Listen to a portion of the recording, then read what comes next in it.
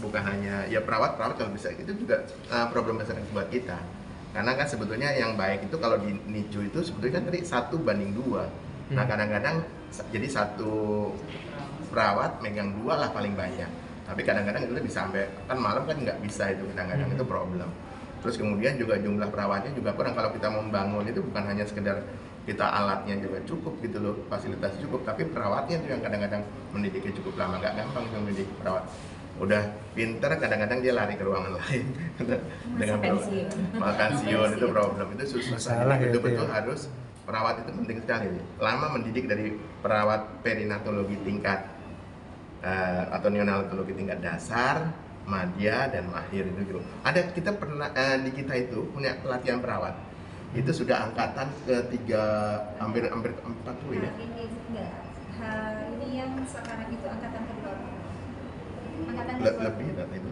Ya pokoknya ada. Jadi kita mendidik perawat-perawat dari seluruh Indonesia untuk datang ke tempat ini belajar. Mereka belajar 3 bulan. Tapi dengan dasar mereka sudah pernah kerja di ruang perinatologi, dan itu butuh waktu 3 bulan mereka supaya jadi mahir lah gitu.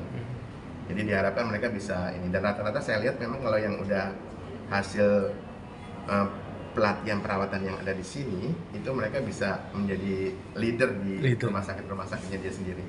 Itu banyak saya jumpai di beberapa rumah sakit lain. Tapi udah rutin ya itu ya Pak ya? Rutin ya, tapi kadang-kadang ya masih ya mereka pandemi COVID dan sebagainya itu juga terhalang lah itu untuk mengadakan pelatihan. Tapi itu memang rutin dikerjakan, dan memang ya butuh ekstra sebetulnya kita ngajar itu butuh ekstra waktu ya gitu. Biasanya per kali pelatihan itu sekitar berapa tak? Sekitar 35 ya paling ya. Pesertanya paling 30. Nah, sekarang ini ada nih lagi pelatihan keperawatan ada ya. Jadi pesertanya berapa? Saat ini kita lebih selektif, lebih sedikit 25. Oh, itu 25. Jadi memang nggak gampang tuh ini. Karena kalau misalkan mereka datang kemudian tempat ini dikerubuti kan, itu bayinya bermasalah ya. Jadi kemungkinan terjadi infeksi makin tinggi. Jadi memang nggak bisa banyak kita melatih banyak-banyak, tuh problemnya seperti itu. Terima kasih dok. Iya, terima kasih sama-sama. Terima kasih kunjungannya.